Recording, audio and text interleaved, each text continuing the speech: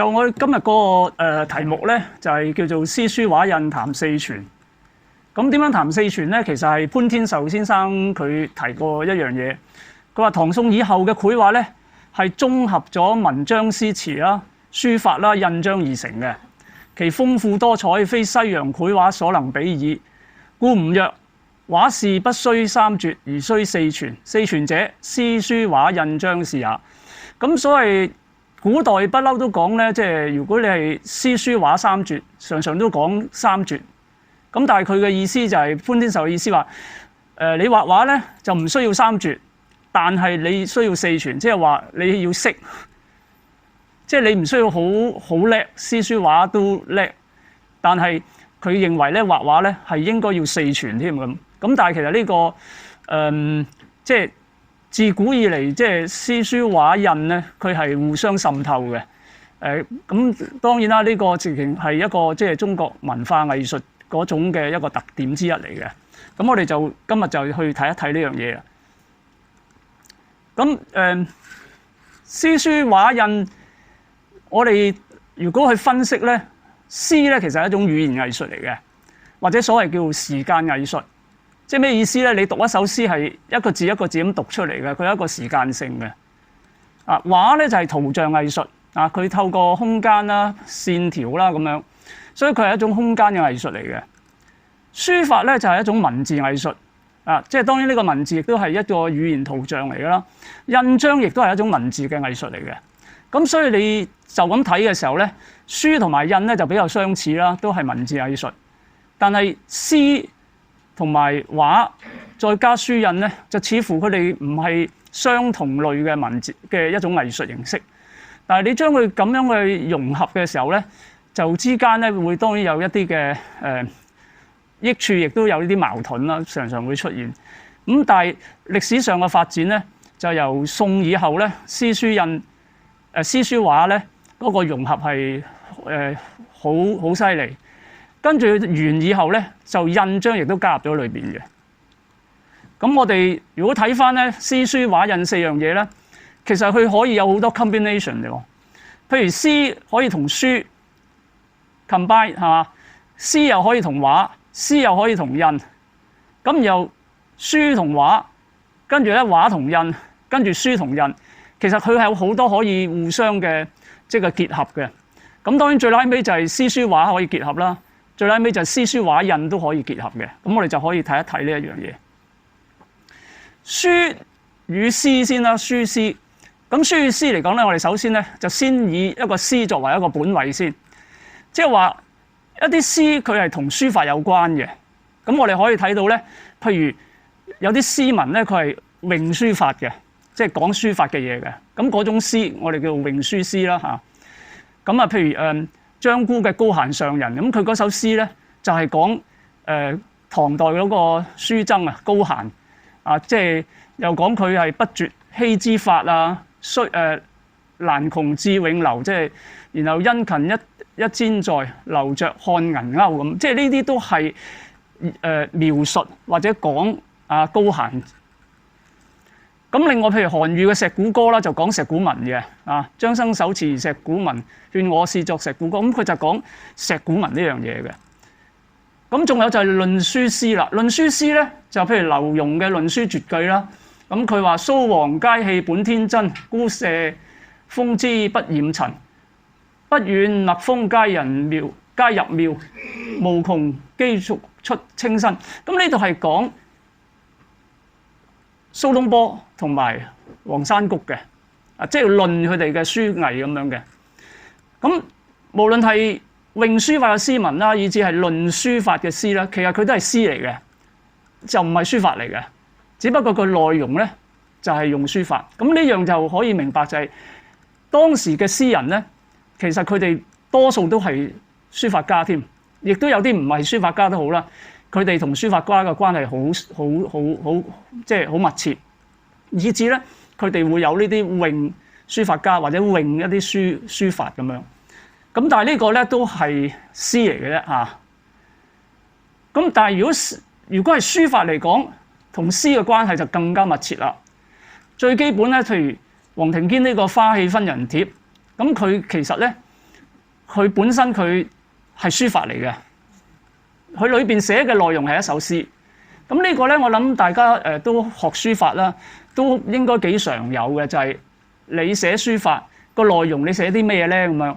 咁啊，你好多時寫啲詩文嘅譬如李白嘅詩或者王維嘅詩，咁呢個係都幾多嘅因為個內容你好少會寫一啲口語啊咁樣，當然有啲即係好創新嘅諗法，當然係，但係中國人亦都好愛詩啦，所以咧嗰個書法內容咧寫詩係甚多。咁呢種咧就係話以書法作為一個本位嚟講咧，即係以詩文入作為內容咁寫啦。咁呢個係好多，我求其舉一個例啦。例如呢個啦，赤壁賦呢個係文徵明嘅，就成首赤壁賦咁寫出嚟，咁佢用長卷嘅形式啦。最拉尾就係徵明書時年80有七咁即係呢個就係成首嘅蘇東坡嘅即係前赤壁賦咁佢寫落嚟。咁佢亦都可以小楷咁樣寫啦即係呢個都係詩同即係嗰個即係書法同詩嘅關係。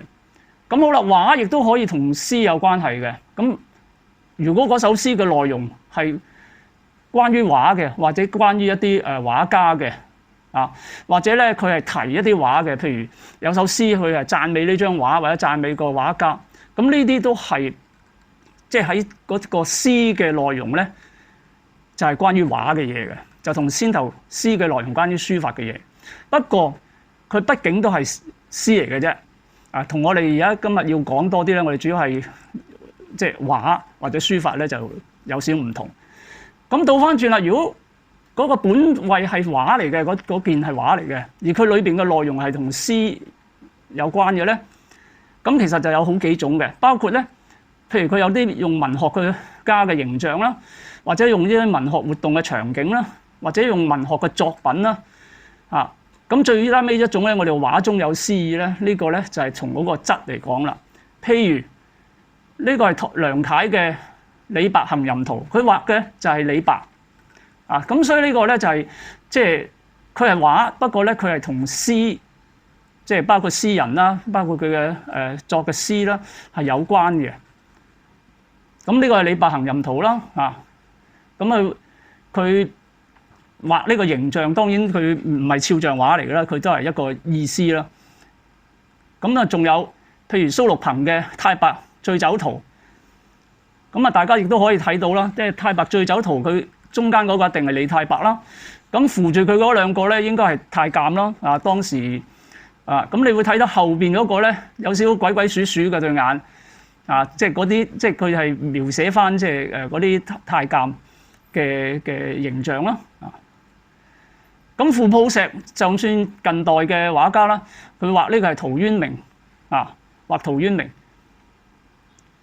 咁另外文學嘅活動嘅場景都可以入畫喎，包括呢張係韓仿嘅文苑圖，講一班文人咧喺一個雅集之中咧就喺度即係要作詩啦。咁右手邊嗰個人咧就托住個腮喺度，仲諗緊應該即係點樣寫咧咁樣。咁呢啲都係文學活動嘅場景啦。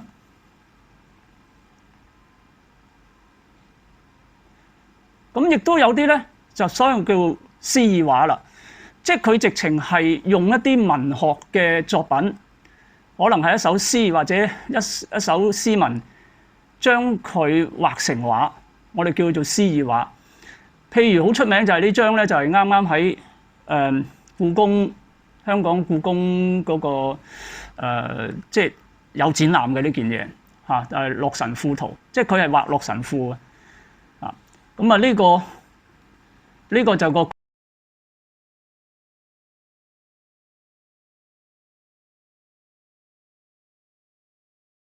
其形也翩若驚鴻，婉若游龍，榮耀秋谷，華茂春松，彷彿係若輕雲之蔽月，飄飄係若流風之回雪。遠而望之，皎若太陽升朝霞；逼而察之，綽若美渠出綠波。美渠芙渠即係荷花嚇。咁呢個咧佢就係形容咧呢個即係洛神嘅形象。咁當然大家睇呢張睇即係覺唔覺佢係咪真係偏弱驚鴻啊、軟弱游龍就大家自己決定啦嚇。咁啊，但係當時咧佢係非常之出名嘅一件作品，係全係顧海之嘅。咁啊呢個當然係宋無本啦嚇。咁另外譬如呢一個啦，佢啊叫做《杜甫詩意圖冊圖卷》，即係南宋趙逵畫嘅。咁呢張嘢咧，佢淨係有提到話係趙逵嘅畫嘅杜甫詩意圖。咁究竟佢畫邊首詩咧？其實係冇寫得好清楚嘅。咁但係睇翻佢整體嗰個詩意啦，或者佢嘅畫裏邊嘅內容咧，佢哋認為咧係杜甫嗰個逵記納涼晚祭御雨嗰首詩嘅。嗱，嗰首詩咧，其中有提到落日放船好，輕風生浪遲。竹心留客處，荷剩納涼時。就係呢兩句啊，竹心留客處同埋荷剩納涼時咧，就描述咗嗰個畫嘅即係景咧，就描述咗呢兩句主要嘅即係詩意啦。咁啊，竹心留客處，咁你睇到啦，成張畫咧都係好多嘅竹生生喺嗰度啦，有條溪水咁樣一路流淌啦。啊嗱，呢度佢有一個所謂竹心就係一層一層咁樣嘅竹心入去嘅，所以你見到呢個所謂竹心留客處啊，成張係一個長卷嚟嘅啊。好啦，嗱呢度咧就能夠睇到究竟佢點解係杜甫呢首詩咧？荷剩納涼時咧，如果我哋睇到嗰個呢個地方啊，呢啲係荷葉嚟嘅，大家睇唔睇到啊？即係呢啲地方，呢個 cursor 睇唔到。即係前面嗰度咧，嗰啲圓圓地嗰啲咧，嗰啲就係荷葉嚟嘅嚇。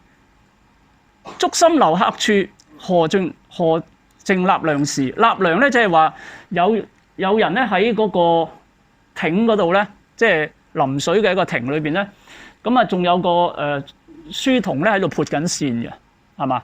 咁所以呢個就係納涼嗰個嘅意思咯，就係透過呢一度咧就點出呢個主題出嚟嘅。啊，呢度再睇到係一層一層咧，竹心留客處就係指呢個意思啦。啊，所以南宋時期其實好多即係用詩嚟畫畫嘅，啊，即係嗰個所謂詩意畫。咁另外呢一張咧，亦都係宋人啦，《屈國夫人遊春圖》啦。咁咧呢個係亦都係好出名嘅一首詩啦，杜甫3月3日天氣新，長安水邊多麗人。咁其實就係當時係屈國夫人有幾個啦，啊有三個都係貴婦啦，咁佢哋出遊啊，將呢個情景即係畫出嚟。啊，呢個咧係傅抱石畫嘅麗人行，其實就係都係用緊嗰一個嘅詩意嚟去畫出嚟嘅，現代啲啦，當然呢個就係。好啦，另外咧，我哋比較熟悉嘅，譬如一首白居易嘅《琵琶行》啦，咁亦都歷代都有好多畫家咧就寫成書法啦，又或者將佢畫成畫嘅啊。咁《琵琶行》可能大家都應該讀過啦。我細個咧就係小學嘅時候要背嘅，但係嗰陣時真係背到嘅。而家咧就背唔到咁多啦，但係一啲好重要嘅句子咧就成日都會飄到出嚟嘅。咁好啦，佢其實當時係呢個白居易咧，佢係貶咗去做呢個九江郡嘅司馬啊，所以江都司馬，即係咁佢貶咗去嗰度地方之後咧，佢明年嘅秋天咧，佢就送一個朋友去一個地方咁跟住咧去到送到去即係送上船啦咁，但係咧就聽到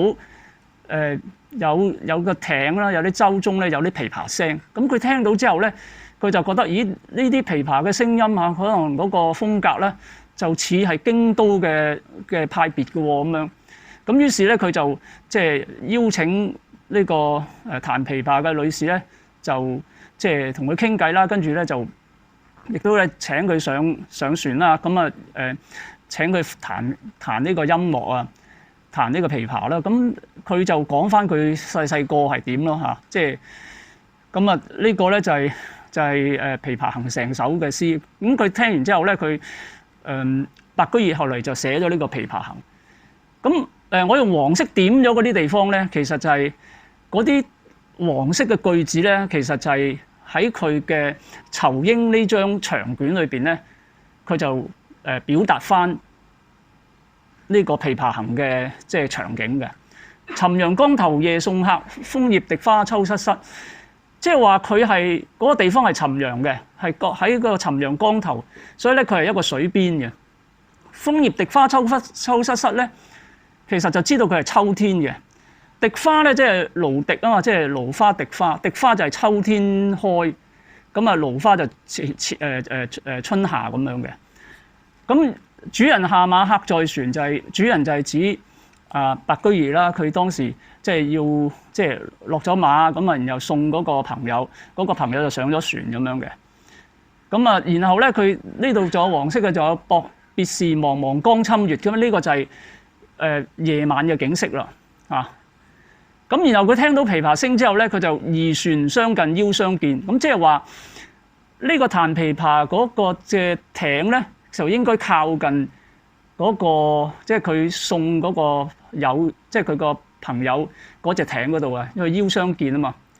咁啊，添酒同燈重開宴。好啦，最拉尾咧就係彈完之後咧就哇，即係東船西舫皆稍無言，即係靜晒。然後咧就唯見江心秋月白。好啦，咁佢點樣畫咧？嗱，呢個係成張嚟嘅。咁呢個好細啦，我哋睇唔到啦，我哋睇逐一段睇。嗱，呢度咧佢係用一個青綠山水嘅畫法，即係用一種即係所謂嘅大嘅重彩嘅石青啊、石綠啊咁嚟畫嘅。咁你睇到咧就呢度咧有個人喺度啦。呢個咧就係騎住馬，咁咧就嗰個喺馬上嗰個咧就係白居易，隔離嗰個咧係啲書童嚟嘅。因為呢個長卷咧有一個特點咧就係佢好似一個連環畫嘅作用嘅，所以咧呢個白居易咧係出幾次嘅可以，即係譬如前一段咁佢就係騎緊馬，跟住嗰段佢落馬。跟住一段咧，佢就同個朋友一齊咁樣，佢係可以咁樣運用嘅嚇，即係呢個係長卷嘅特色。咁好啦，你睇到咧，佢一路咧就向左邊啦，一路行過去啦，然後咧呢度就落馬啦嚇。你睇到呢個白居易就係送客啦，咁佢即係主人下馬啊嘛，客在船，呢個就係佢落馬。好啦，跟住咧呢個咧就係。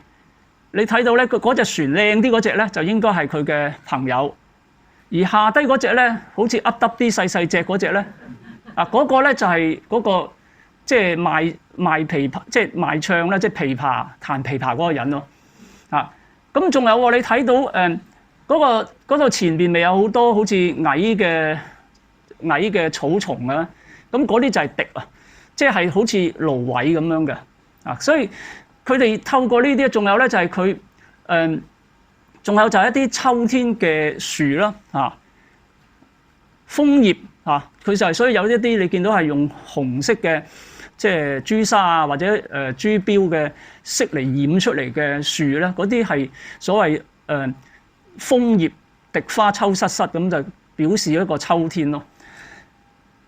咁同埋你睇到咧遠處係有啲好似薄霧咁樣啊，即係呢個亦都係表示翻嗰個景色嘅，即係我哋先頭呢度有提到嘅即係呢度有提到嘅別是茫茫江侵月，即係嗰個環境就係呢種有個江好似有一種茫茫啊，即係水氣茫茫嗰個茫茫。咁另外咧，呢一個就係嗰個裏邊咧，你見到咧左手邊嗰個咧係有一個童子咧喺度整緊嘢食啦嚇。咁啊，然後咧前邊咧坐喺嗰個應該就係白居易啦。跟住仲有一個人咧就彈琵琶嘅嗰一個婦人啊，咁嗰個就係即係嗰個《琵琶行》嗰個嘅主角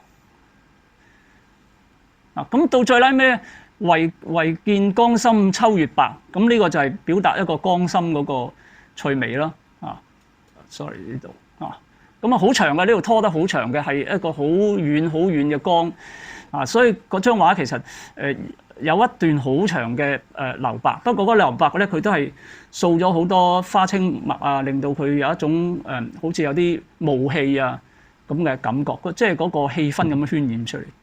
咁呢個就係佢表達呢個《琵琶行》，即係所謂詩意畫。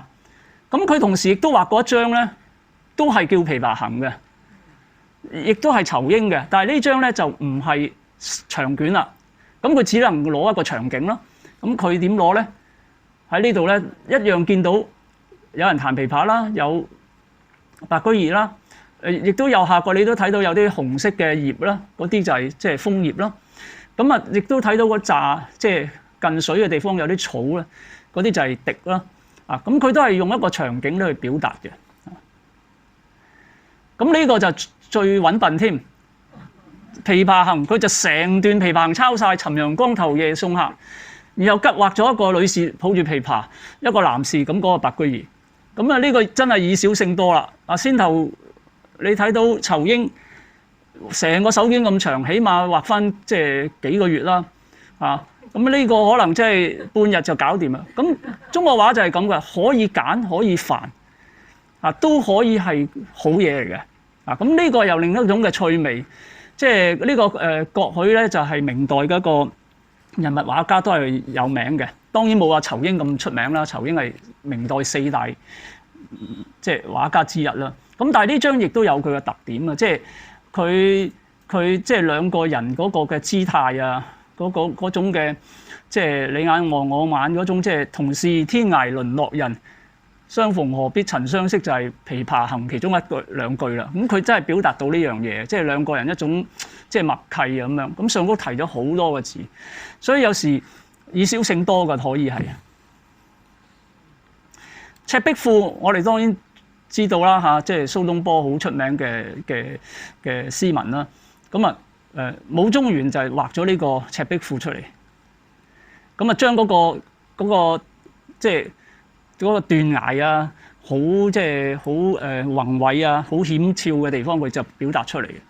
咁但係咧，佢都一定會點題嘅。個點題就喺呢度啦。中間突高啲嗰個咧，戴住東坡帽嗰個就係蘇東坡。另外就同朋友喺嗰個即係所謂赤壁之遊啊。傅抱石都有喎。傅抱石又係簡單嘅，佢乜都冇嘅，就係一個局部嘅啫。即係唔會將成個即係山啊、大山啊，即係表達出嚟嘅。咁好啦，最重要呢種咧就係我哋叫畫中有詩，即係佢係個隱藏咗種詩意喺度，而唔係好似先頭嗰啲直情將一啲詩文咧畫成畫嘅，即係詩意畫。佢唔係嘅，佢直情係即係嗰個畫裏邊含一種詩意嘅。咁呢個最出名嘅咧就係我哋成日講咧王維啊，因為蘇東坡咧都話啊嘛，話王維嘅畫咧就畫中有詩，跟住咧佢嘅詩咧就詩中有畫啊。咁先頭我哋都聽有兩句講到即係明月松間照，清泉石上流，嗰首詩其實就好有畫意嘅啊。咁而家倒翻轉就係佢嘅畫好有詩意咯啊。咁呢種即係嘅處理咧，咁其實中國畫一直都係咁嘅。佢係黃公望嘅寫山水佢提過咧，畫要靜，詩要孤。個意思咧就係即係畫係要有嗰種靜嘅美喺裏邊嘅。佢唔係肥哩肥嚟啊，或者好嗱。當然有人問：喂，唔係喎，咁北宋嗰啲畫即係范寬嘅《溪山行旅圖》好宏偉喎。你留意下，佢好宏偉嘅，但係佢靜嘅，即係佢好似突然間個太鼓成個係定咗㗎嗰一瞬間。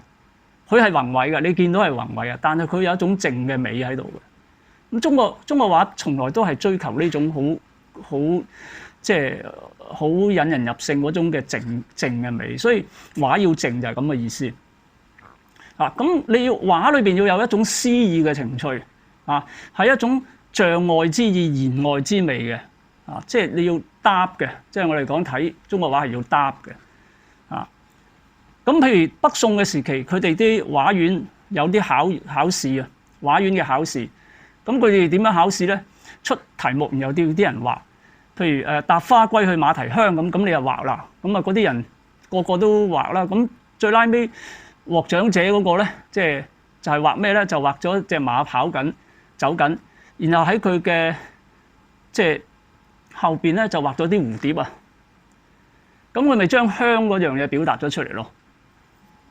即係搭花歸去馬蹄香，就用呢個蝴蝶去表達咗香呢樣嘢。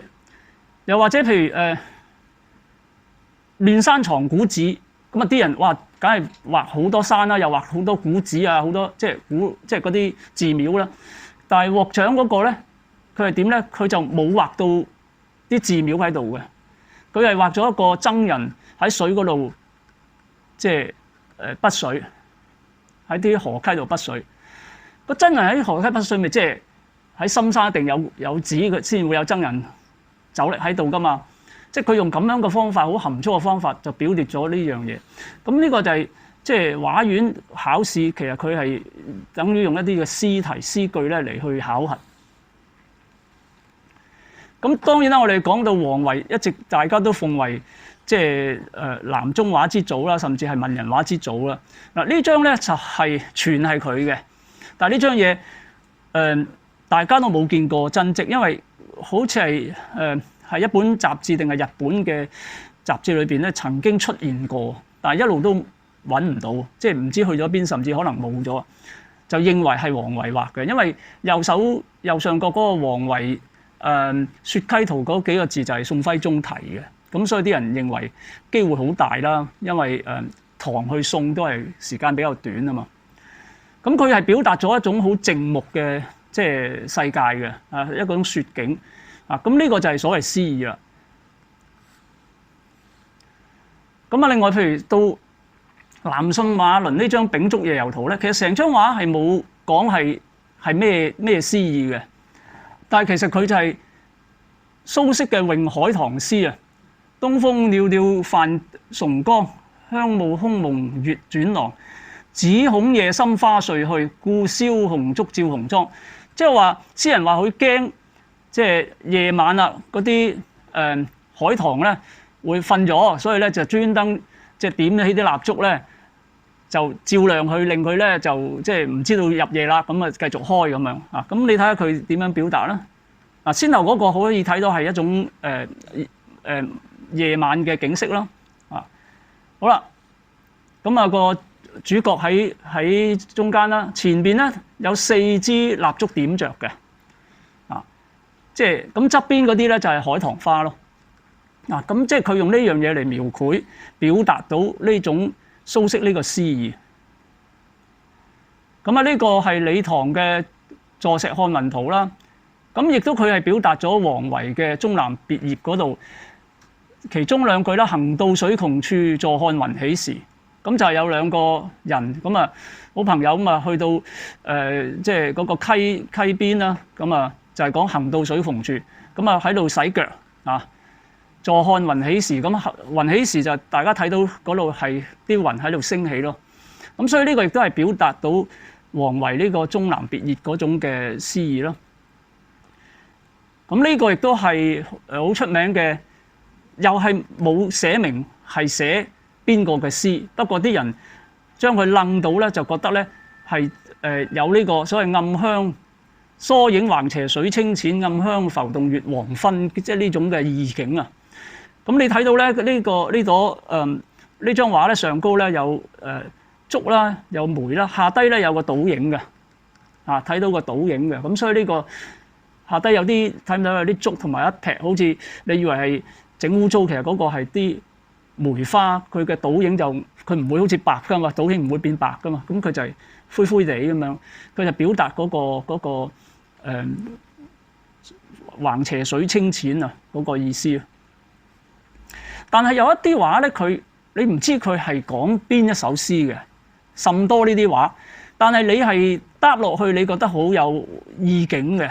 譬如呢一張《野蔬草叢圖》，你唔知係講邊首詩嘅，但係你就好似突然間瞥見一個即係天地間造物者一種好寧靜嘅好即係一種詩意嘅情懷喺裏邊咯。咁即係呢啲嘅畫其實係好多嘅。咁山水都有㗎，譬如沈周呢個拆象圖，咁佢個題字咧，即係你望呢張畫，佢成張畫好似好靜穆嘅嗰種嘅即係趣味。咁佢題字都有提啦，山靜似太古，人情亦淡如即係佢話山靜似太古，其實就係好似即係天地初開就已經喺度冇喐過嗰種嘅即係嗰種嘅安穩同埋嗰種嘅靜。咁書同畫嗰個關係咧就更加密切啦，即係宋以後係越嚟越密切。咁當然啦，佢嗰啲畫咧同書法最簡單咧就係書法家嘅形象擺入畫裏邊啦。例如呢個係錢選嘅《羲之賞鵝圖》，就係將王羲之賞鵝呢個故事咁畫出嚟嘅。咁呢個就係王羲之啦。前邊有鵝啦，就係羲之賞鵝圖。好啦，書與畫嗰個嘅關係咧，仲大啲嘅咧，就直情係將書法嘅技術技巧咧融入喺畫裏邊。咁呢個係中國畫一大特徵嚟嘅。喺宋以後最出名嘅就係趙孟頫佢畫過一張咁嘅畫，叫《疏林秀石圖》。佢係運用咗好多嘅書法嘅筆法應用咗喺度嘅。咁佢自己都提咗款啦。就講咩咧？佢話石如飛白，木如鷲，鷲即係古鷲篇，古鷲即係大選啊！好蒼勁嘅嗰啲筆畫。寫竹咧，石如竹飛白，木如鷲，寫竹還須百法，還於百法通。即係話你畫竹咧要懂得百法，百法嘅意思即係選隸假人草咁各種嘅你都要通。若也有人能會此，方知書畫本來同。佢就提出書畫係本來係相同嘅，就係透過呢種咁樣嘅即係畫裏邊又隱含住書法上嘅筆法。咁畫與書咧，另一個情況咧，我哋就講畫化現象，即係話書法咧受畫嘅影響咧，就強烈有一種嘅好似畫嗰種嘅趣味嘅。咁我哋睇翻咧，譬如畫嘅本身有時所謂畫化嘅意思就係可能空間啦、線條啦，或者墨色啊、造型啊、質感啊、抽象化呢啲咁嘅嘢咧，就引用咗落去書法度。例如呢個好出名啦，大家都知嘅字序帖、懷素字序帖。咁你睇到佢呢啲線條嗰啲嘅變化啦、大細疏密嘅嗰種嘅對比啦，其實係一種畫化嘅現象嚟嘅。呢個都係。仲有呢個係黃鐸嘅一個即係書法作品，你睇下佢啲墨係滲得好緊要嘅。咁呢種都係好似向畫呢個看齊啦，就係嗰種嘅即係水墨淋漓嘅趣味啦。以前都唔係咁嘅，以前即係濃墨就濃墨寫到尾嘅。但係後嚟咧，佢會多咗呢啲引用咗一啲嘅即係畫嘅趣味入去書法度。好啦，咁印同埋詩嘅關係啦，印同埋詩嘅關係咧，最簡單，如果佢係作為一首詩咧，佢嘅詩係講關於印章嘅，或者印人嘅，講嗰啲篆刻家嘅，咁已經係一種嘅應用啦。咁譬如論印詩咁，齊白石有一首論印詩，佢造無剝削可仇人，與世相為我輩能。快劍斷交成死物，昆刀截玉露泥痕。即係佢認為咧，刻印唔應該慢慢雕雕刻刻、描描削削嘅，應該大刀闊斧嘅。所以咧，佢話要快劍斷交成死物，昆刀切玉露泥痕。咁呢啲就係論篆刻藝術嘅嘢咯。咁亦都可以係論印人嘅喎，論一啲篆刻家。我就曾經寫過一首詩咧，就係論呢個陳巨來同埋葉露淵嘅。陳巨來咧就好叻咧，就係嗰啲原住民嘅。咁啊，葉露淵咧好叻咧，就係滿白文嘅。咁當時咧，其實我係第一次寫嘅就呢啲論印詩。但係因為當年咧參加大概10幾年前，因為參加西泠印社嘅選刻比賽啊，佢哋4年辦一次嘅。咁其中要求咧要有呢個論印嘅詩或者文。咁於是我就作咗呢首詩咯。咁當然我作完之後都揾啲中文系嘅即係好朋友，喂，幫我睇睇有冇問題咁樣。咁啊好僥幸啦，呢個係攞咗優秀獎嘅。咁即係我第一次寫嘅就都係。咁但係跟住我都冇再寫啦，因為做咗其他嘢。肅穆和平尊二盧，二盧咧就係陳巨來同埋葉露淵嘅老師啊。佢叫，因為佢收藏咗2個盧啊，嗰啲即係嗰啲武器啊，一種弩啊。佢收藏咗2個弩，所以佢就叫二盧老人，即係佢係叫趙叔虞。咁有人評論佢啲作品咧係肅穆啦、和平啦咁樣，咁所以我就用肅穆和平尊二盧。春風化雨繼賢雄咧，其實就係佢係收咗呢啲學生，而嗰啲學生好多都係好出名嘅。後來就係包括陳巨來同埋葉露淵咯。咁第3句就係原諸故有安持守，因為陳巨來咧佢又叫做安持，嗰個別號叫安持啊。咁咧我就而葉露淵咧佢嘅書齋叫做靜樂兒啊。咁所以咧就原諸故有安持守，漢白還推靜樂翁，其實就係即係原諸大家都知道陳巨來最厲害噶啦，但係冇人講最厲害嘅漢白係葉露淵喎。咁即係我就提出漢白還推靜樂翁咁，即係呢個就係一啲我哋叫論印詩咯啊。所以佢係詩裏邊嘅關於印人或者選刻嘅藝術嘅。好啦，倒翻轉，如果佢係印章，佢係同詩有關咧，呢個就甚多啦。因為咧，佢只要喺個印裏邊咧刻一啲嘅詩句咧，其實就已經係啦。咁呢種好多嘅，譬如丁敬啦、刻啦，右邊採菊東籬下，悠然見南山啦。另外左邊嗰個登東好以書笑，沈容失之以安，係即係陶潛啦。啊，又或者杜甫嘅詩句，老夫平生愛其古。或者咧李白詩句，舉杯消愁愁更愁。咁呢啲係好多，我哋叫所謂閒章。喺選刻嚟講咧，就基本係2大類嘅，一種咧就係即係一般嘅印章，另一種咧就係閒章。一般嘅印章咧，亦都分開我哋所講嘅所謂官印同埋私印啊。官印咧就係譬如啲機構啊，或者嗰啲官位嘅。咁另外一啲私印咧就係私人嘅，就唔係官方嘅啊。私印裏邊咧就有姓名印啊，有各種嘅印啦。咁另外有一種印咧，我哋叫閒章咧，就係刻一啲非姓名印嘅嘢嘅。咁包括好多時刻啲詩句啊，或者啲吉祥語咁樣。咁而閒章亦都係選刻藝術好重要嘅一個部分咯。右邊呢個杏花春雨江南啦。左邊心有靈犀一點通啊，李商隱嘅詩句啦。又或者咧，呢個係蘇軾個赤壁賦啦，江流有聲斷岸千尺啊。咁畫與印嘅關係係點咧？如果嗰個印章咧個內容咧係有用到畫呢樣嘢咧，最簡單就係肖形印啦。咁啊，左手邊嗰個咧就係你有各式各樣嘅肖形印，呢啲係就戰國啊、秦漢嘅時期嘅。咁呢啲直情係將一啲嘅動物啦或者人物嘅形象咧擺入去，直情係將啲畫擺入去嘅。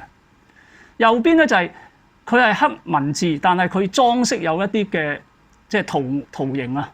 咁啊，譬如有啲四靈印啦，有啲係青龍啦，或者雙魚啦，雙魚中間日曆2個字，隔離2條就雙魚啦。咁呢啲都係嘅。喺元代開始普遍咧，嗰個畫上高鉗印即係吸印啦。而畫家嘅用印咧，就主要就係佢嘅姓名啦。另外有時佢會吸閒章啊，或者吸佢書齋名啊之類都有嘅。咁仲有一種叫鑑藏印咧，就好多時就係我收藏咗張畫，我就吸一方印，即係我收藏嘅咁。即係喺畫上高就會有呢啲唔同嘅印章喺裏邊嘅。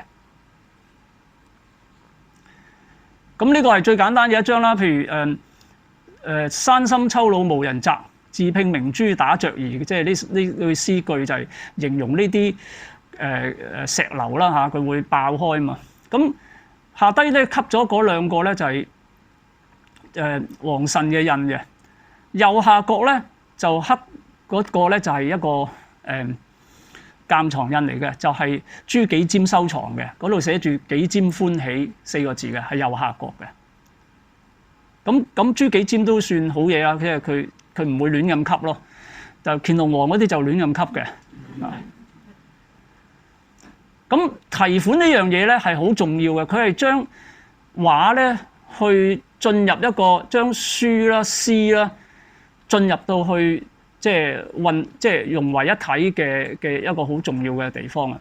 最早期咧畫咧同書法係分開嘅，但係慢慢咧畫咧有時咧喺上高會提一啲字上高啦，譬如一啲畫讚啦，或者一啲 label 啦，我哋叫咁，然後慢慢咧就再咧就寫多啲咧，最拉尾就發展到係一啲嘅詩句啊咁落去。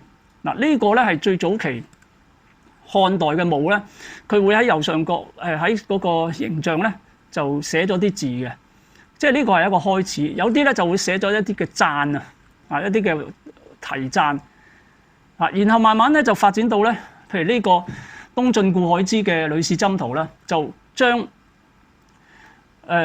顧海之就畫呂氏箴，呂氏箴圖係咩意思咧？就係我哋關於啲女士嘅即係點樣做一個賢淑嘅女士咁樣嘅意思啦。呂氏箴即係有啲箴言，咁佢就將張華嘅《呂氏箴》咧就寫咗喺度嚇，寫咗喺度。譬如呢張啦，人咸知修其容，莫知修其性，性之不識，或禍禮何？嗱，佢嘅意思即係啲人咧，淨係識即係整靚個樣，就唔識得整靚自己個德行啊。咁啊，譬如呢個啦，啊，出其言善，千里應之，久為師義，同堪以儀。即係話，如果你講嘅嘢係啱嘅、好嘅咧，千里之外都有人和應。但係如果你係講啲嘢係違背呢個即係正義啊、道德咧，同堪以儀，即係你同你即係你嘅太太或者你嘅丈夫都會有疑惑咯，同堪以儀。所以呢啲係一種勸誡性嘅即係嘅文字啦嚇。咁早期咧，佢就係有一種好似畫嘅說明書咁嘅效果。但係後嚟咧，就去到蘇東坡啦、米芾咧，就開始咧就將佢哋嘅詩咧慢慢直情係寫埋落去。但係傳世咧就我哋揾唔到嘅，因為仲未即係有好多可能已經散失咗啦。但係傳世最早咧就反為係趙宋徽宗啊。宋徽宗咧佢就喺佢嘅畫上高咧題詩啦，係最早係佢。譬如呢個《瑞學圖卷》啦，你睇下佢喺左邊題晒成首嘅佢寫嘅詩啦，即係呢個啦啊，亦都咧好似呢張《臘梅山琴圖》咧，佢直情就係有首詩咩？山琴經日泰，梅粉弄輕柔，已有丹青藥，千秋指白頭。咁啊，啲人就引用呢句啦，即係話佢其實做皇帝唔係最重要嘅，佢有丹青之藥嚇，千秋指白頭。白頭就係白頭翁啦，即係呢，所以佢呢度畫咗一對白頭翁。南宋時期咧就開始多咗一啲詩句咧，淨提落畫度。咁當時就未必係一定係個畫家嘅，有時係揾另一個人提嘅啊。山含秋色遠，秋色近，燕道夕陽遲啊。咁啊呢個都係啦，一個局部。咁啊，唐人嘅《秋風遠線圖》啊，咁啊，亦都咧慢慢咧嗰啲詩咧就越嚟越深刻嘅。當然有啲係詠嗰個意境啦，亦都有啲係諷刺都有嘅。咁呢個係唐人嘅作品啦。秋來遠線合收藏，何事佳人重感傷？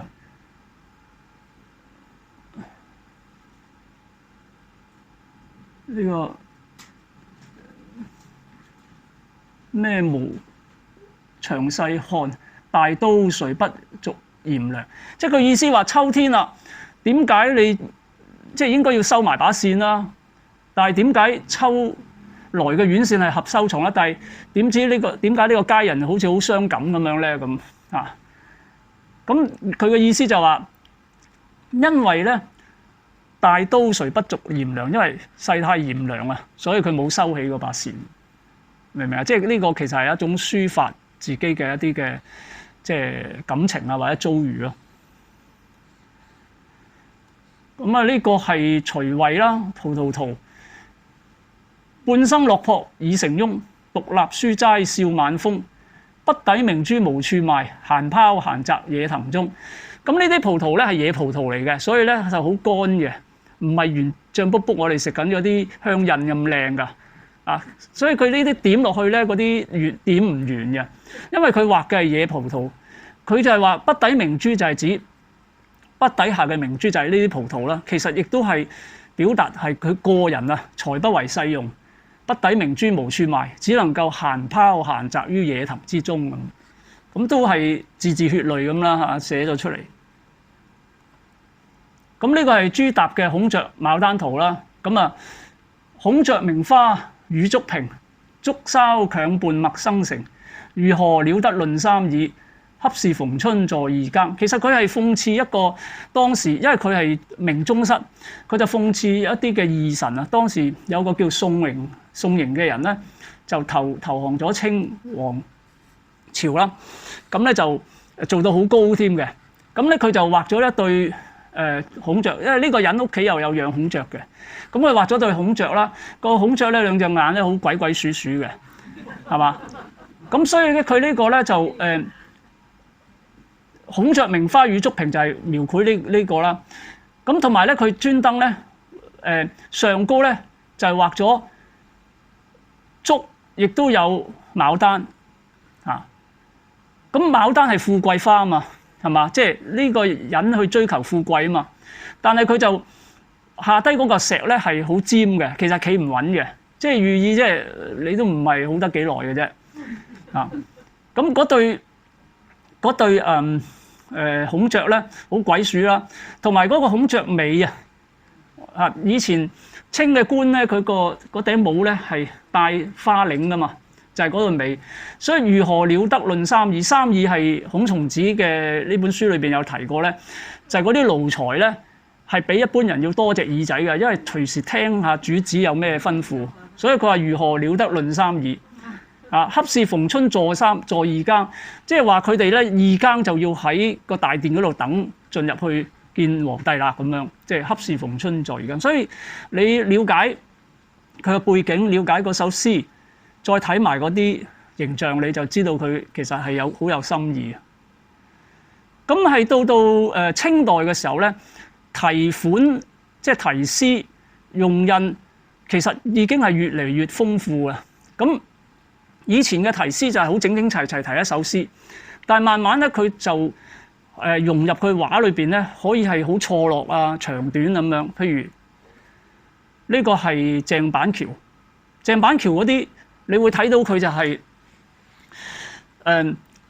佢題嘅題法咧，佢會喺好偏嘅地方落墨都有，但係就正常一般梗係右上角咁題啦。即係所以咧，佢哋嘅題嘅詩已經係同嗰個畫咧係做咗一啲嘅配合嘅。嗱，譬如呢一張就更加睇到啦，佢直情係好似屏風咁一路咁題，長長短短、高高低低，兼且佢唔係由右邊題向左，佢左邊題向右嘅，個吸引就吸咗喺嗰個名後邊咯。詩書畫印四絕咧，其實即係一個藝術家，如果佢同時兼善四種藝術形式，就係即係好似三絕一樣啦，就多埋印啦。一種以繪畫為主導，結合咗詩書印嘅綜合藝術。喺形式方面係點咧？就係畫上題詩蓋印，注意佢嗰個視覺元素嘅統一。書印咧，將嗰個詩句咧提拔咧更加完美，咁組織喺一個畫面裏邊。而內容內涵方面咧，就係提拔咧就襯托出畫嗰種嘅詩情，使到畫中有更多嘅詩意。咁呢個黃面咧，佢就係選黑嘅，即係佢係一般認為選黑嘅開始就係由佢開始嘅。咁佢畫嘅啦，嗱你睇到呢張畫咧，上高有題詩啦，有佢嘅印章啦，佢亦都有啲可以咁嘅喎，題詩提到咁滿，然後揼一條枝嘅啫，亦都可以係咁喎，提到密麻麻嘅喺上高。咁佢個題詩其中有2句啦，名節眾所記，難與群芳時。錚錚歲寒心，只有天地知。因為佢係唔肯試呢個元朝嘅，佢係南宋進入元啊嘛，咁都係一種寄意咯。咁甚至元代會出現呢啲嘅喎，有個人畫完之後咧，佢啲朋友個個都喺度提完又吸晒印，咁整到成張即係好似我哋叫啲人 jam 歌咁，有一個人即係彈下吉他咁，另一個即係喇叭又走入嚟咁樣一路咁 merge 入去咁，即係其實都幾特別嘅呢種嘅，即係可以朋友即係藝術家之間有種嘅互動啦。咁啊近現代啦，譬如吳昌碩，你睇到佢嘅題詩啦，都係會按翻嗰個需要嘅虛實啊。吸引嘅位置啊，都係好考究嘅。呢個就係潘天壽啦。咁你會睇到佢左下角即係覺得唔夠穩喎，咁佢又吸咗個印。咁佢吸咗個印咧係閒章嚟嘅。個閒章咧就寫住強其骨啊。咁因為佢一直都好主張咧，即係骨力好重要嘅，即係用筆嘅骨力啊。所以你睇到佢啲畫咧，好硬淨嘅啲用筆。咁所以佢亦都即係將呢一個咁嘅意思咧，就吸咗喺度咯。所以印章咧個使用咧，以前啲人就係姓名啦，或者就咁擺啲嘢喺度啦。咁慢慢佢哋咧就會知道咧，原來喺個畫嗰個嘅構圖都重要嘅。所以譬如好似高劍父，佢曾經寫完之後咧，冇帶印章，跟住佢捉佢個朋友，你有印章借我吸。咁嗰個印章唔係你話，唔緊要，我需要一塊紅色啫，即係明唔明啊？即係佢就係好重要呢個，即係嗰個構圖嗰個需要擺邊個位，甚至亦都有試過就係呢個位真係要紅色喎，揾手指撳落去咯。咁當然如果我哋再深究啲，你睇埋佢用嘅印章個內容係乜嘢？如果個內容咧，可能你會更加再深入一啲咯，即係你會覺得嗰個內容咧，可能係即係更加配合佢個畫要表現嘅嘢。譬如書法都係㗎，你書法吸嘅印、吸嘅閒章，除咗你嘅姓名，你吸嘅閒章其實都係有令人更加即係多一啲嘅認識嗰件作品嘅。即係譬如我寫書法，如果我係寫即係經文嘅。即係聖經嘅，我多數會吸個閒章，就係吸太初有道，或者吸光明之子。即係呢啲係佢會配合嘅，佢會令到增加佢嗰種嘅可讀性咯。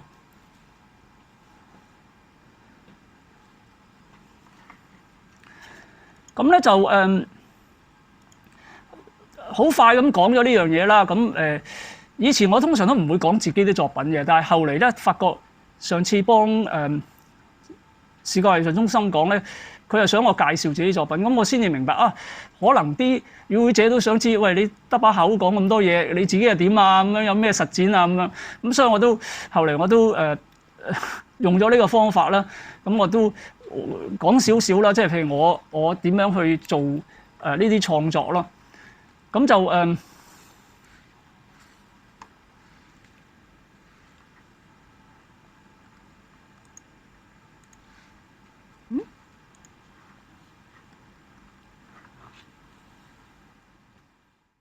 即係我自己屬於比較垃雜嘅，即係書畫印樣都玩咯。咁所以即係我自己嘅一啲創作或者啲所謂嘅經歷啦，即係不足為法嘅嚇。嗱，譬如呢個就係我用詩句入印啦。譬如右邊杜甫嘅魚龍寂寞秋江冷，即係故國平居有所思。佢其中我就攞咗魚龍寂寞秋江冷啦。中間呢個就係春蠶到死絲方盡，就係李商隱嘅蠟炬成灰淚始乾，大家應該都識嘅。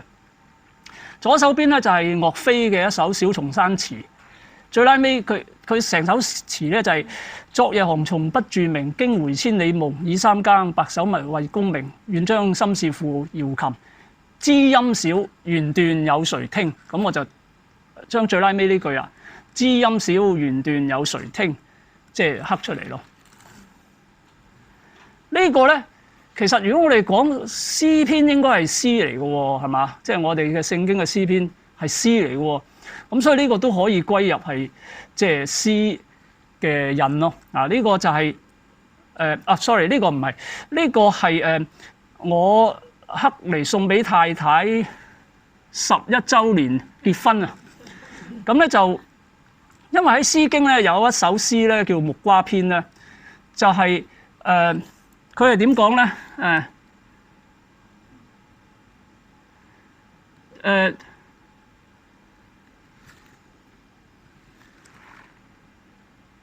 係投我以木瓜啊，報之以瓊琚，就不斷講投我以乜乜，又報之以乜乜，投我以乜乜，即係啊，我送啲咩俾你，你又回報我啲乜嘢。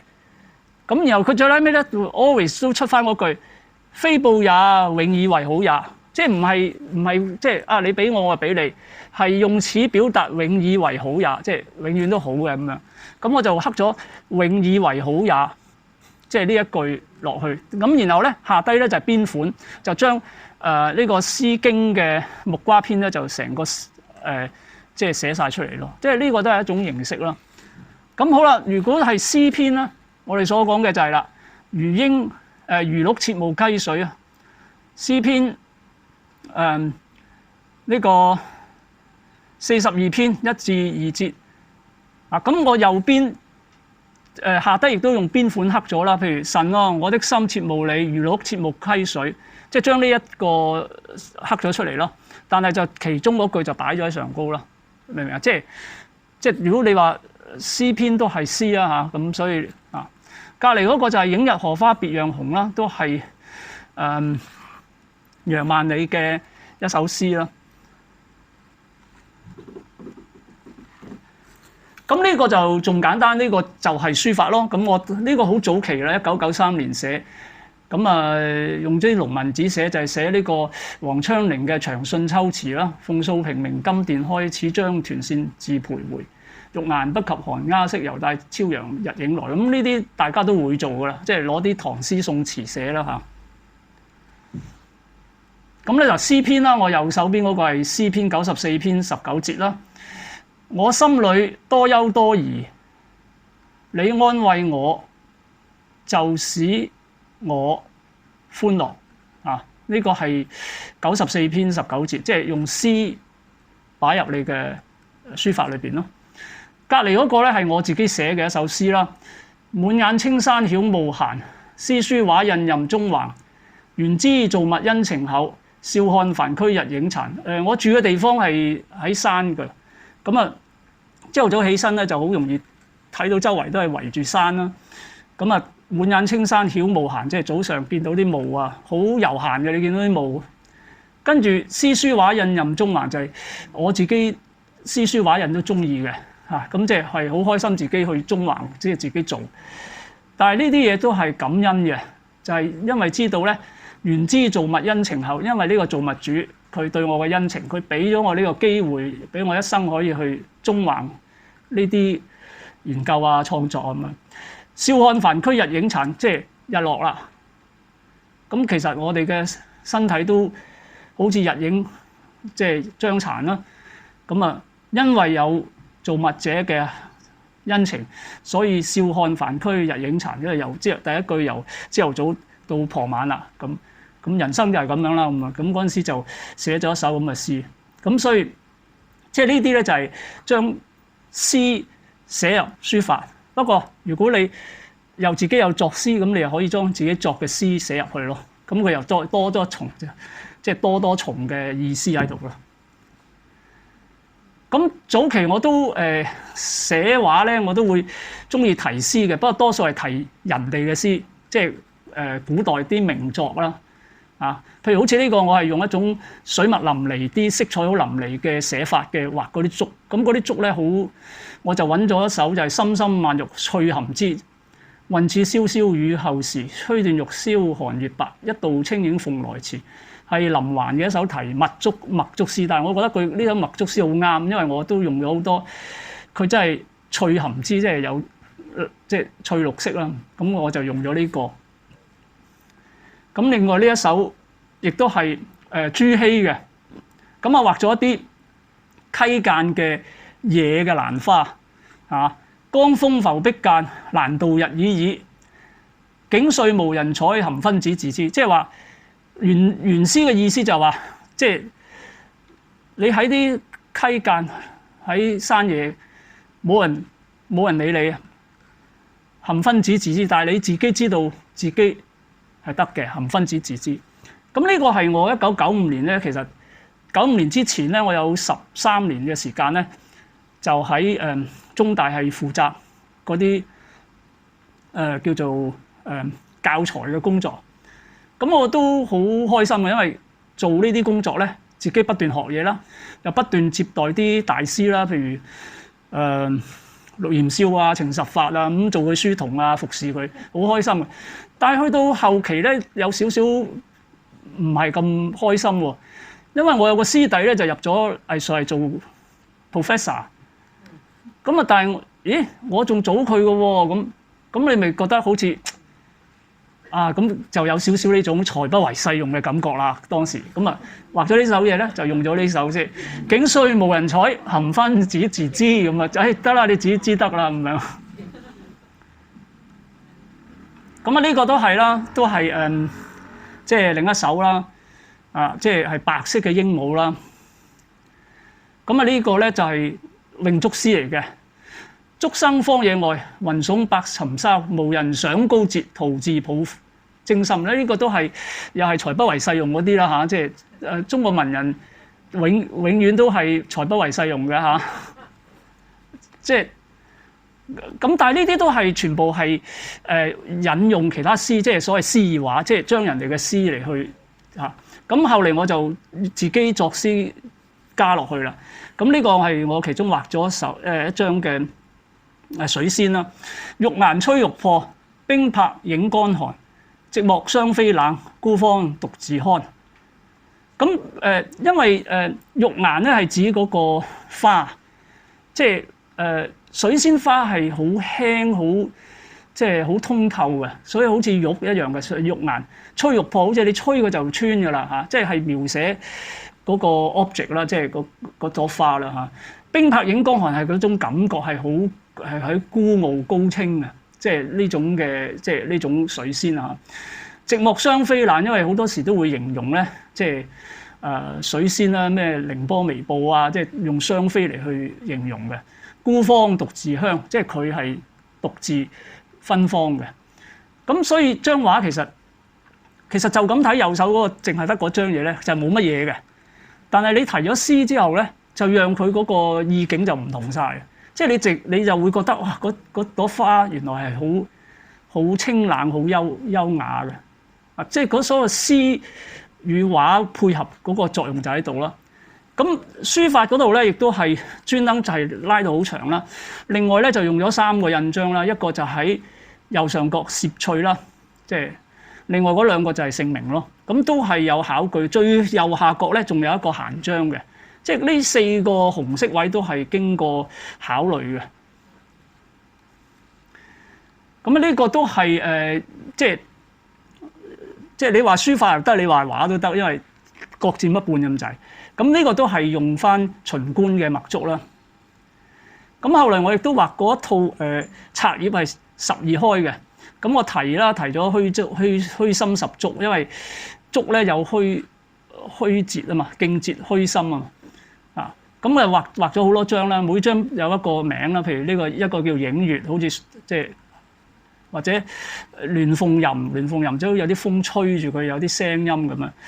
咁好啦，總共就係畫咗12張啦。12張之後咧，我就提咗首詩啦。勁節虛心不畏寒就係講竹啦嘅特徵啦。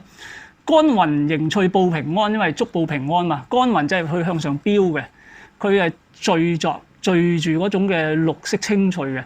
報平安都係講緊佢嘅意思，就係祝報平安啦。無由講下得杯土，即係你喺咁多大廈林立嘅地方，你好難攞到一杯泥啊！周圍都係石屎。紙上囊乾，囊乾即係竹啦。紙上嘅囊乾日日看，即係唯有咪畫竹啦，喺紙上睇啲竹咯。你種唔到竹啊嘛啊！咁即係呢個就提過呢12章嘅作品啦。咁呢個係一個沒骨山水嚟嘅。白雲浮碧嶂，丹樹倚清幽。即係話啲白雲浮喺呢啲即係青綠嘅山岩裏邊，丹樹即係紅色嘅樹咧，就倚住喺呢啲嘅青嘅幽壑啦。因為佢青綠啊嘛，青綠嘅山水。春色無窮好，係春色係真係好嘅。平生獨愛秋，不過我中意秋天咁。咁呢個係一個我哋叫做敷墨法，或者即係所謂焦墨法嘅畫法，係明末之後咧就出現幾個高手，就係專用一啲好乾好敷嘅筆墨嚟畫嘅。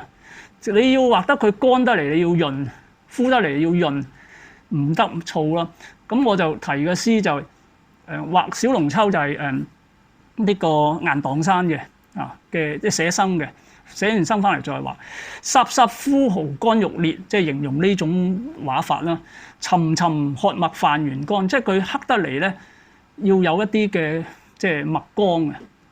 跟住閒來洗盡梨花雨，因為陸游都有講雲章有一演梨花雨，就係講即係嗰啲墨啊，好似一演梨花雨。咁我就閒來洗盡梨花雨，即係洗乾淨晒啲墨，因為唔用墨乜滯啊嘛，用好少啊。歲月悠悠寫莽蒼，即係莽蒼就係呢種趣味，一種莽莽蒼蒼嘅趣味啦。就我哋提翻呢張畫。另外呢張就係一個工筆嘅花鳥啦。咁就有個月啦，亦都咧有呢啲桂花啦，有一隻白色嘅繡帶鳥啦。簾外溶溶月，即係簾外睇到溶溶月，因為溶溶月即係佢唔係好燦爛，好似有啲雲啊成啊。窗前淡淡風，然後忽然來好鳥，就係指呢隻鳥啦。相伴桂香中，即係話呢個鳥同嗰啲桂花嘅香，亦都係我同呢個鳥即係相伴喺當中咁。咁呢個係梅雨潭，亦都係南雁蕩嘅一個景色啦。咁佢嗰啲瀑布好得意嘅，好似一塊即係一塊白布咁樣光，有種光滑感嘅。咁白練出環廓，因為佢前面就係嗰個山唔係好高嘅，好似個即係四方方，好似個氹氹轉嘅山崖啦。就白練即係嗰度白色嘅瀑布啦。出環廓，飛珠碎玉絲，嗰啲水一路流咧，因為有啲山石突出嚟咧，令到佢彈起啊，就嗰啲所以就飛珠好似啲彈起嘅珠啊。咁碎玉絲亦都一條條好似嗰啲玉嘅絲咁樣，即係呢個係形容嗰啲水啦。山禽閒對語，梅雨立多時，呢個叫梅雨潭。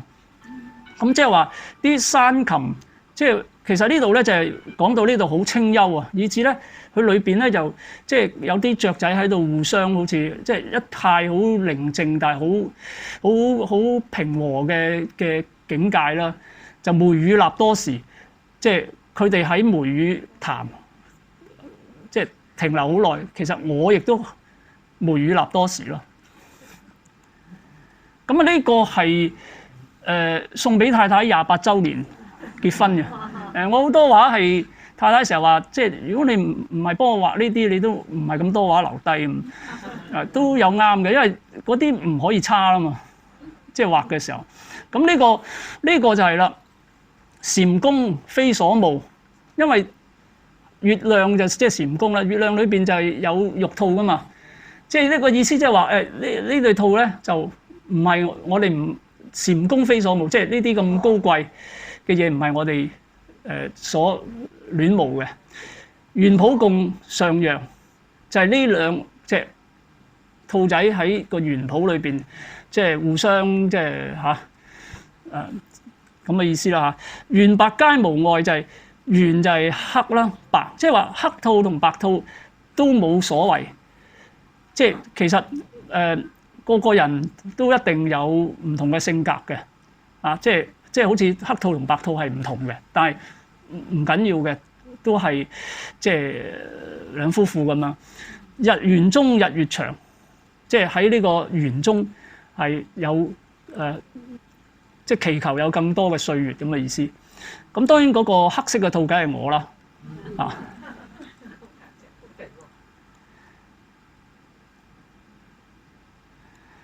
咁呢個係大龍湫係亦都係雁蕩山一個好勁嘅瀑布，佢衝落嚟係好啲聲音好響嘅。咁我就提咗兩句詩句啦，就係九天銀河落，淵閣起潛龍，即係好似下低有龍咁嘅意思啦。呢個咧係燕子洞，係喺粵北嘅一個地方。佢好特別咧，就係佢有條水嘅，嗰條水咧就喺個山洞裏邊流出嚟嘅，側邊有條路咁入去嘅。咁我寫生嘅，後嚟就翻嚟畫咗，用呢個潑彩嘅方法。岩深藏太古，即係話呢個山你就咁睇又冇乜嘢嘅，但係你提咗詩咧，就令到佢更加有味道咯。即係話呢個岩洞好深嘅，好似彷彿太古喺裏邊藏咗喺裏邊嘅。水靜出鴻蒙，嗰條水係平嘅，但係好似係喺裏邊鴻，即係一啲天地初開裂開嘅大坑啦，好似喺裏邊裂開咗，有啲水流出嚟。多少興亡事，即係呢種咁樣嘅大天地曾不能以一瞬咁嗰種感覺啦嗰種靜嘅。即係但係多少興亡事，離南燕語中，就係呢啲鳥啊，即係啲燕子之中喺度互相對叫咧，好似講緊呢啲多少嘅興亡事，好似就喺呢啲嘅燕子嘅口中，其實都係一種覺得呢個即係天地就係咁樣啦，即係好似其實即係同我哋信仰都有關啦，即係我哋嘅神係不變嘅，即係點樣即係嗰個創造啊，以至佢嘅開始啊，好似彷彿呢個世界好多政治啊，又即係或者俄烏戰爭啊，好似好多興亡嘅事，或者我哋嘅中國嘅王朝不斷興替啦，其實呢啲事咧都其實都係不斷變，其實都係好少嘅事嚟嘅啫，即係好似係喺離南燕語當中嘅啫。好啦，最後一張啦，就係呢張。呢張咧就唔係畫嚟嘅，其實係一個電腦嘅 file 嚟嘅啫。即係而家好興啊嘛，一個叫電子畫，即係你可以登記咁啊，你就買咗嗰張畫，可能有2000個人買咗咁樣。而家最新嘅藝術創作係咁噶嘛，咁我都喺度玩下啦咁樣。咁咧就